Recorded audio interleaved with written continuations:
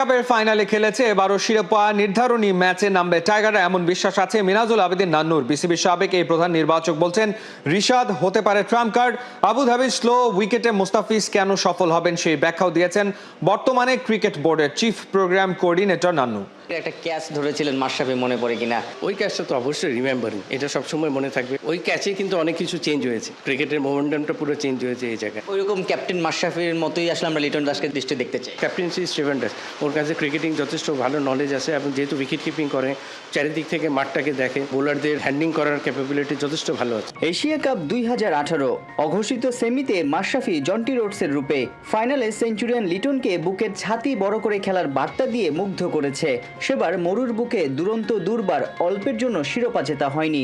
এবার কি পরিণত লিটনের বাংলাদেশ টি-20 ফরম্যাটের এশিয়া কাপে অধরা ট্রফি জিতে আসবে? যেহেতু বাংলাদেশ ব্যাক টু ব্যাক দুটো সিরিজ জিতলো, শ্রীলঙ্কাতে এবং ঘরের মাঠে পাকিস্তানের বিপক্ষে, এই দলটাকে নিয়ে আপনি কি স্বপ্ন দেখেন এশিয়া কাপে? আসলে কোন পর্যন্ত, মানে ফাইনালে খেলার স্বপ্ন তো অনেকেই দেখে, আপনি আসলে কি দেখেন? ফাইনালের স্বপ্ন দেখতে পারে। আগে কিন্তু আমরা দুবাইতে, ইউনাইটেড আরব আমিরাতে কিন্তু ফাইনালের স্বপ্ন আমাদের আছে, কিন্তু আমরা খেলার। তো এই জায়গায় কিন্তু আমিও স্বপ্ন দেখছি যে ফাইনাল খেলবে, কিন্তু প্রথম কোয়ালিফাই করতে হবে সুপার ফোরে।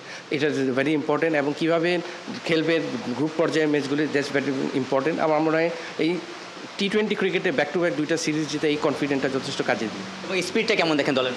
এখন তো যথেষ্ট ভালো আছে। এশিয়া কাপের গ্রুপ পর্বের 3 ম্যাচই বাংলাদেশে আবুধাবিতে পড়েছে। আবুধাবির কন্ডিশন সব কিছু মিলে বাংলাদেশের জন্য কতটুকু কমফোর্টেবল হবে? সেপ্টেম্বরে যথেষ্ট গরম, হিউমিড বেশি, এবং আবুধাবির উইকেট কিন্তু একটু স্লো দুবাই থেকে, যেটা দুবাইতে একটা এক্সট্রা একটা বাউন্স পাওয়া যায়, ওটা থেকে কিন্তু একটু স্লো উইকেট হবে। স্লো উইকেটে তো বাংলাদেশের স্পিনাররা, বাংলাদেশের টিম বা 130-40-এর পিচে তো বাংলাদেশ ভালো খেলে বরাবর। এখানে আফগানিস্তান কিন্তু অনেক ব্যালেন্স সাইড টি-20 ক্রিকেটে। এখানে 50 ওভার্স হলে আগাম কিছু বলা যায়, কিন্তু টি-20তে আফগানিস্তানের প্লেয়ারদের যথেষ্ট টি-20 এক্সপিরিয়েন্স, স্পেশালি যে ফ্র্যাঞ্চাইজি ক্রিকেটগুলিতে। শ্রীলঙ্কান প্লেয়াররাও কিন্তু যথেষ্ট এক্সপিরিয়েন্স, যেহেতু আমাদের একটা কনফিডেন্ট কাজ করবে, আমরা ওদের মাটিতে ওদেরকে সিরিজ হারিয়ে এসেছি। তো আমার মনে হয় যে টি-20তে আগাম কিন্তু স্পেক করা ডিফিকাল্ট যে কী হবে। আবুধাবির শেখ জায়েদ ক্রিকেট স্টেডিয়ামে 11, 13 ও 16 সেপ্টেম্বর হংকং, শ্রীলঙ্কা ও আফগানিস্তানের বিপক্ষে গ্রুপ পর্বে 3 ম্যাচ খেলবে বাংলাদেশ। জোড়া জয়ে মিলে যেতে পারে সুপার ফোরের টিকিট। বিসিবির চাওয়াই পূরণ করতে পারে না তাদের এই গ্রাউন্ডস বিভাগ, তাই তো ঘরের মাঠেও ক্রিকেটাররা বুঝতে পারেন না কেমন আচরণ করবে হোম গ্রাউন্ড। সেই সাথে বাজে উইকেটে খেলে স্কিল আর মনোবল হারিয়ে ফেলছে খেলোয়াড়রা। সেই ধারাবাহিকতা থেকে বোর্ড বেরিয়ে আসতে চায় আসন্ন নেদারল্যান্ড সিরিজে, সেজন্য আছে বিশেষ পরিকল্পনা। লোকে বলে সৌম্য সরকারের ব্যাটে নাকি ভালো শট আছে। কোথায় শট, কিসের শট? উজ্জ্বল রোদে সৌম্যর ব্যাটে তাকিয়ে সেটাই হয়তো খুঁজছিলেন মেহেদী হাসান মিরাজ। টাইগার ওয়ানডে অধিনায়ক নিজেই বোধহয় পরে বুঝলেন ব্যাটের শট এভাবে খুঁজে লাভ নেই। কিন্তু হতাশার কথা, ওই ব্যাটে আসলেই ভালো শট আছে কিনা তা নিয়ে সবাই এখন কনফিউজড। কারণ শটের খেলা টি-20তে গেল 30 ইনিংসে টপ অর্ডারে ব্যাট করেও কোনো 50-র দেখা পাননি সৌম্য। বলবো না দলে 11 জনের সেই মানের খেলোয়াড় আছে, এখনও না হয়তো, কিন্তু বেশ কিছু খেলোয়াড় আছে যারা যদি তাদের অপটিমাম পারফরমেন্সটা দেয়, আমরা যে কোনো পর্যায়ে পর্যন্ত যেতে পারি, সেরকম যোগ্যতা আমাদের আছে। তবে কেবল ব্যাটারদের দোষ দিয়ে তো লাভ নেই। সৌম্য সরকারের যে 30 ইনিংসে 50হীন থাকার কথা বলা হচ্ছিল, তার 8টা খেলেছেন মিরপুরে গামিনীর তৈরি উইকেটে। এর মধ্যে সিলেটে মোট 3টা ম্যাচ খেলেছেন, আর বাকিগুলো অ্যাওয়েতে, মানে একদম দেশের বাইরে। মোহাম্মদ সিরাজ এখন শত কোটি ভারতীয়র মন খারাপের কারণ, কারো কারো কাছে হয়তো ভিলেইনও। তার অদ্ভুত বোল্ডের পরই লর্ডস টেস্টে হার নিশ্চিত হয়েছিল, আর এদিন হ্যারি ব্রুকের ক্যাচ ধরলেও তার পা চলে যায় বাউন্ডারি রোপের বাইরে। কেনিংটন ওভালে সেটাই হয়েছে কাল। ব্যক্তিগত 19 রানে লাইফ পাওয়া ব্রুক এরপর যে রীতিমতো তাণ্ডব চালান, ভারতীয় বোলারদের শত চেষ্টা ব্যর্থ করে ছোটান রানের পাগলা ঘোড়া, তুলে নেন ক্যারিয়ারের 10ম টেস্ট সেঞ্চুরি। চতুর্থ উইকেট জুটি ভাঙতে ঘাম ছুটে যায় ইন্ডিয়ানদের। 98 বলে 111 রানের ইনিংস খেলে প্রসিদ্ধ কৃষ্ণার বলে ওই সিরাজের হাতেই ক্যাচ দেন ব্রুক, আর তাতে ভাঙে রুটের সঙ্গে তার 195 রানের পার্টনারশিপ। জো রুট তখনও ছুটতে থাকেন। সেঞ্চুরির নেশায় মত্ত এই ইংলিশম্যান এদিন তুলে নেন ক্যারিয়ারের 39তম 100। কুমার সাঙ্গাকারার 38 সেঞ্চুরি টপকে টেস্ট ইতিহাসের চতুর্থ সর্বোচ্চ সেঞ্চুরির মালিক তিনি। সামনে এখন কেবল রিকি পন্টিং, জ্যাক ক্যালিস আর সচিন টেন্ডুলকার। তবে দিনের শুরুটা ছিল সফররতদের পক্ষে। 50 হাঁকানো বেন ডাকেটকে প্যাভিলিয়নে ফেরান প্রসিদ্ধ। অধিনায়ক অলি পোপকে এলবিডব্লিউ এর ফাঁদে ফেলেন সিরাজ। 374 রান তাড়া করতে নেমে 106-এ টপ অর্ডার হারায় 3 লায়ন্স। মাঝের সময়টায় আধিপত্য ছিল স্বাগতিকদের, তবে শেষ বিকেলে পাল্টা আঘাত হানে ভারতীয়রা। আবারও কৃষ্ণার ঝলক, রুটকে 105 রানে থামিয়ে জমিয়ে তোলেন ম্যাচ। অতি আত্মবিশ্বাসী জেকব বেথেলের উইকেট উপড়ে ফেলেন সিরাজ। 36 রানের ব্যবধানে 3 উইকেট তুলে নিয়ে দারুণ কামব্যাক করে ভারত। ক্যামেরার ফ্রেম খুঁজে নেয় ড্রেসিং রুমে ছটফট করতে থাকা ক্রিস ওকসকে। হাতের ইনজুরিতে এই টেস্টের প্রথম দিনই ছিটকে গেছেন এই অলরাউন্ডার, তাই একজন কম নিয়েই খেলতে হচ্ছে ইংলিশদের। আলোক স্বল্পতার বৃষ্টিতে দিনের খেলা শেষ হওয়ার আগে স্কোরবোর্ডে 6 উইকেটে 339 রান। শেষের ড্রামা এখন শেষ দিনের সকালের জন্য জমা। 2-1 ব্যবধানে এগিয়ে থাকা ইংল্যান্ড কি সিরিজটাকে 3-1 করবে, নাকি শুভমান গিলের টেস্ট অধিনায়কত্বের অভিষেক সিরিজে ইংলিশ কন্ডিশন থেকে 2-2 ড্র নিয়ে ফিরবে ভারত? পেন্ডুলামের মতো ঝুলছে লন্ডন টেস্টের ভাগ্য।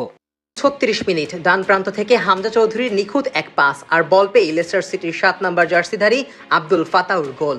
শেষ পর্যন্ত ফিওরেন্তিনার জালে বল জড়িয়েই থামলেন ঘানার এই উইঙ্গার। ততক্ষণে ইতালিয়ান ক্লাব ফিওরেন্তিনার বিপক্ষে 2-0 গোলে এগিয়ে গেছে বাংলাদেশের হামজা চৌধুরীর লেস্টার সিটি।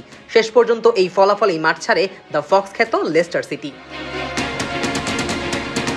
আগামী 10 আগস্ট থেকে লেস্টার সিটি নতুন মৌসুমের খেলা শুরু হয়ে যাবে। এর আগে ঘরের মাঠে শেষবারের মতো প্রাক মৌসুমের খেলায় মাঠে নামে হামজার নেতৃত্বাধীন লেস্টার সিটি। গতবার এই দলটি ইংলিশ প্রিমিয়ার লিগে খেললেও মৌসুম শেষে অবনমন হয়ে ইংলিশ চ্যাম্পিয়নশিপে চলে গিয়েছে। আর গত জানুয়ারিতে নিজেদের একাডেমির খেলোয়াড় হামজা চৌধুরী 6 মাসের জন্য শেফিল্ড ইউনাইটেডে লোনে ছিলেন। পরবর্তীতে শেফিল্ডে দুর্দান্ত খেলা হামজাকে আবারও ফিরিয়ে আনার পাশাপাশি কোচের দায়িত্ব থেকে বরখাস্ত করা হয় তৎকালীন কোচ রুথ ভ্যান নিস্টারলয়কে, যার পরিকল্পনাতেই ছিলেন না বাংলাদেশের এই পোস্টার বয়। তবে নতুন কোচের অধীনে প্রাক মৌসুমে নিয়মিতই খেলা হামজা চৌধুরীর হাতে উঠেছে নেতৃত্বের ব্যাটনও, অর্থাৎ হামজাকে নিয়েই আবারও ইংলিশ প্রিমিয়ার লিগে ফিরতে চায় লেস্টার সিটি। আর ফিওরেন্তিনার বিপক্ষে 75 মিনিট অবধি মাঠে থাকা হামজা পেয়েছেন একটি অ্যাসিস্টও। আর জনপ্রিয় ফুটবল ওয়েবসাইট সোফাস্কোর থেকে হামজাকে দেওয়া হয়েছে 7.1 রেটিং, যেখানে গ্রাউন্ড ডুয়েল, এরিয়াল ডুয়েল জেতার পাশাপাশি ম্যাচে সতীর্থদের 88% সফল পাস দিয়েছেন বাংলাদেশের এই পোস্টার বয়।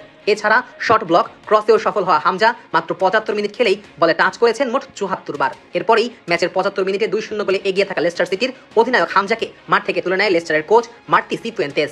আগের কোচের পরিকল্পনা না থাকা হামজা যে নতুন কোচের অধীনে নেতা হিসেবেই সুযোগ পাচ্ছেন তা বলাই যায়। ফিওরেন্তিনার বিপক্ষে হামজা মাত্র 75 মিনিট খেললেও তাক লাগিয়েছেন বেশ কয়েকবার। এমনকি সোফাস্কোর 7.1 রেটিং দিলেও আরেক জনপ্রিয় ফুটবল ওয়েবসাইট ফুটমবে বাংলাদেশের এই পোস্টার বয়কে দেওয়া হয়েছে 7.7 রেটিং। অথচ ডিফেন্সিভ এই মিডফিল্ডার ফিওরেন্তিনার বিপক্ষে রাইট ব্যাক হিসেবেই খেলেছেন। অবশ্য শেফিল্ডে থাকাকালীন এই পজিশনেও বেশ নজর কেড়েছিলেন হামজা। আধুনিক ফুটবলে একজন ফুলব্যাকের দায়িত্ব যে কতটা ভারী, আর সেই দায়িত্বই সম্ভবত হামজাকে দিতে চাচ্ছেন লেস্টারের কোচ মার্টি সিফুয়েন্তেস, যেমনটা পুরো ম্যাচেই দেখা গিয়েছে।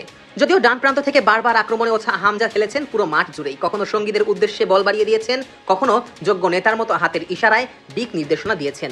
নতুন মৌসুমে এই দৃশ্যই হয়তো নিয়মিত দেখতে হবে লেস্টার সিটির সমর্থকদের, কারণ তাদেরই একাডেমির ছোট্ট হামজা যে অধিনায়ক হিসেবেই ইংলিশ এই দলকে আবারও প্রিমিয়ার লিগে নিয়ে যেতে চাইবেন।